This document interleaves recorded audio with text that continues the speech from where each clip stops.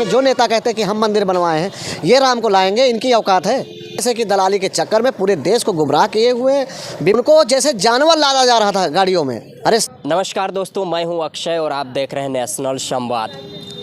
2024 का लोकसभा चुनाव नज़दीक है, लेकिन उससे पहले 22 जनवरी को अयोध्या में प्राण प्रतिष्ठा होने जा रहा है। देश में 4 शंकराचार्य हैं जो प्रधानमंत्री नरेंद्र मोदी द्वारा जो प्राण प्रतिष्ठा किया जा रहा है उसका विरोध कर रहे हैं। लगातार जिस तरीके से देखने को मिल रहा है कि भारतीय जनता पार्टी राम को लेकर और अयोध्या मंदिर को लेकर राजनीति कर रही है, इस विषय पर हमारे साथ बातचीत करने के लिए समाजवादी पार्टी के नेता दारा सिंह जी हैं। सबसे पहले स्वागत है सर आप। जी, सभी को धन्यवाद। क्या लगता है 22 जनवरी को प्राण प्रतिष्ठा होने जा रही है, लगातार बीजेपी और आरएसएस इस पर राजनीति कर रही है, कितनी चुनौतियां मानते हैं आप लोग? देखिए, चुनौती उनके लिए है जो समाज से हटकर विकास से हट के बात करते हैं। समाजवादी पार्टी अपने टैग पे है, पीडीए के जो पिछड़ा दलित अल्पसंख्यक के बयान है उसी पे चलेगी। और रही भारतीय जनता पार्टी, आप आज से नहीं है, जब से ये पार्टी बनी है, फूट डालो राज करो। भारतीय जनता पार्टी के पास अगर हम अभी पूछ लिया जाए कि आपने कितना काम प्रदेश लेवल पे कराया डबल इंजन की सरकार होने के बाद, अगर जो इनके बड़बोले विधायक हैं, जो सांसद हैं, वो कहते हैं, जो कटाक्ष करते हैं समाजवादी पार्टी पे, तो माननीय अखिलेश यादव जी ने इतना काम कर दिया है कि इनके उत्तर प्रदेश के जो मुख्यमंत्री हैं और जो केंद्र में बैठे हुए प्रधानमंत्री जी के पास कोई जवाब नहीं है, कभी जवाब नहीं देते हैं, मीडिया से इतना डरते हैं। अब रहा बात अयोध्या की, आपने बात की, तो अयोध्या में राम मंदिर का काम करते हैं, मंदिर का काम करते हैं पुजारी लोग, समझ गए। जो पुजारी होते हैं वो मंदिर का काम देखते हैं। किसी राजनेता या प्रधानमंत्री का वहाँ जाना, वो लोग बुलाएं तब प्रधानमंत्री जी जाए ना।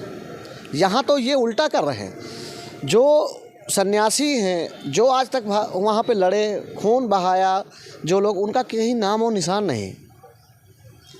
सोनिया गांधी, मल्लिकार्जुन खड़गे देखा जाए तो, क्योंकि इंडिया अलायंस के गठबंधन के हिस्सा आप भी हैं, समाजवादी पार्टी भी हैं, उनको न्योता मिला था लेकिन उन्होंने जाने से मना कर दिया है। भारतीय जनता पार्टी के लोग कहते हैं कि ये राम विरोधी हैं ये लोग। निमंत्रण मैं आपके यहाँ भी आता, शादी विवाह में निमंत्रण, आप कहीं जाते हैं, कहीं नहीं जाते हैं, तो निमंत्रण की बात ये है कि निमंत्रण वहाँ का सन्यासी भेजे ना। मोदी कौन होते हैं? अगर भारतीय जनता पार्टी को राम के नाम, बीजेपी कह रही है हम मंदिर बनवा रहे हैं, हम ही निर्माण कर। बीजेपी कहाँ से मंदिर बनवा रही? सबसे पहला तो गलतफहमी ये है कि बीजेपी अगर राम मंदिर बनवा रही है तो इन्होंने संसद के सत्र में कौन सा बिल पास कराया था? वहाँ तो इन्होंने पैसा विकास के नाम पर मांगा था ना।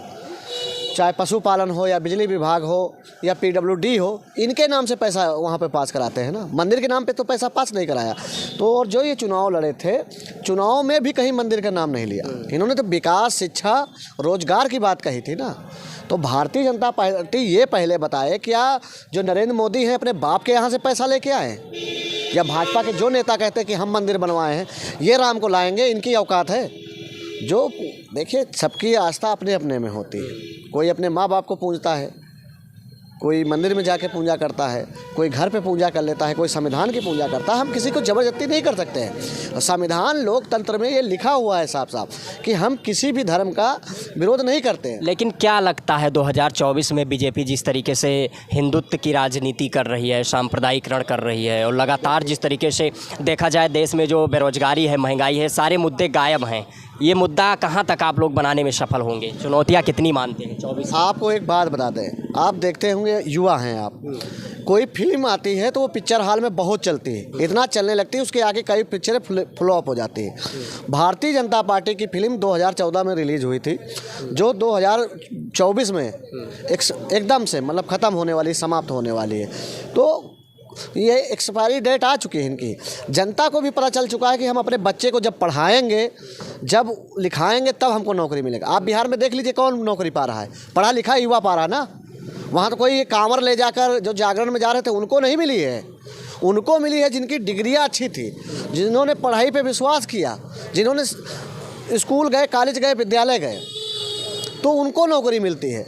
तो सबसे पहले तो भारतीय जनता पार्टी के पास 2 काम बहुत है, एक झूठ बोलना, दूसरा झूठ को फैलाना। और इसमें सबसे ज़्यादा भागीदारी भारतीय जनता पार्टी कर रही, जो एक आतंकवादी बनकर नोएडा में बैठी हुई गैंग है, मीडिया जिसको बोलते हैं गोदी मीडिया, सबसे ज़्यादा अगर देश को कोई खतरा है आज हमारे भारत देश को, तो यही नोएडा में बैठे हुए इन्हीं लोगों से है, जो सिर्फ चंद पैसे की दलाली के चक्कर में पूरे देश को गुमराह किए हुए हैं, विपक्ष को की आवाज़ को दिखाते नहीं हैं, जनता की कोई आवाज़ दिखाते नहीं। आप बता दीजिए, आज मुख्यमंत्री आवास के सामने 69,000 में 6800 बैठे हुए थे हैं, उनको जैसे जानवर लादा जा रहा था गाड़ियों में। अरे शर्म कीजिए मुख्यमंत्री जी, कुछ मर्यादा होती है। वही तुमको वोट दिए हैं और आप उन्हीं पे लाठी चलवा रहे हो। ये किस पे लाठी नहीं चलवाए हैं? बैंक कर्मी हो, पुलिस कर्मी हो, युवा हो, महिला हो, सब पर तो लाठी चलवा चुके हैं। बचा क्या? और उसके बदले क्या दे रहे हैं? राशन दे रहे हैं। राशन क्या अपने घर से दा के दे रहे हो? जनता के टैक्स का जो पैसा होता है, जो फंड आता है, उसी को आप दे रहे हैं। आज तक ये नहीं क्लियर कर पाए जो आपने प्रधानमंत्री अपने नाम से एक वो बनाया था, खाता खुलवाया था, और उसमें कितना पीएम केयर फंड, हाँ, उसमें कितना फंड आया तक उसका उजागर नहीं कर रहे हैं। तो नरेंद्र मोदी जी कहते हैं हम 56 इंच के वाले हैं, मगर वो एक नंबर के फट्टू हैं, मीडिया के सामने आने से डरते हैं, और ऐसे नेता देश के लिए हानिकारक है। 2024 में मुझे पूर्ण विश्वास है कि गांव से लेकर शहर तक बदलाव और परिवर्तन होगा, वो भी समाजवादी पार्टी माननीय श्री अखिलेश यादव जी के नेतृत्व में। चलिए, बहुत शुक्रिया हमारे साथ बातचीत करने के लिए। समाजवादी पार्टी के नेता दारा सिंह थे। इनका कहना है कि 2024 में भारतीय जनता पार्टी को सत्ता से बाहर का रास्ता दिखाया जाएगा। जिस तरीके से जो मुद्दे हैं, बेरोजगारी है, महंगाई है, उन तमाम मुद्दों के साथ समाजवादी पार्टी और इंडिया अलायंस 2024 के लिए तैयार है। इस विषय पर आप सभी लोगों की क्या प्रतिक्रिया है? आप अपनी प्रतिक्रिया कमेंट बॉक्स के माध्यम से अवश्य दें। अक्षय की रिपोर्ट, कैमरे के पीछे गौरव हैं।